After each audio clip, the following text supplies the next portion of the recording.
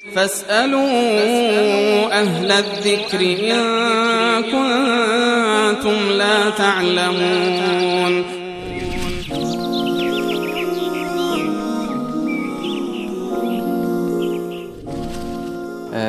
برادری از روستای مدانج فکر کنم در بلوچستان پرسیدن که ببخشید یه سوال داشتم، اهدای خون روزه را باطل می کند یا نه؟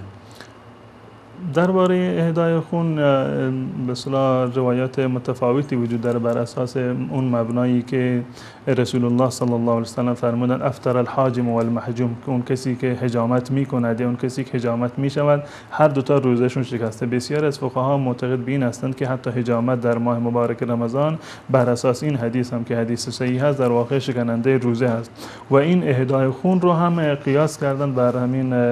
به اصطلاح حجامت و بهتر این است که به اصطلاح حجامت رو به تأخیر بیندازند و هم به اصطلاح اهدای خون را، گرچه برخی از فقها هم این فتوا هم دادند که شکننده روزه نیست و روزه درسته، منتها به خاطر احتیاط، به خاطر یک حدیث هم در این صورت در این زمینه وجود دارد و بسیار از فقها هم این فتوا را دادند، احتیاط کردن در این زمینه بهتر است. بله.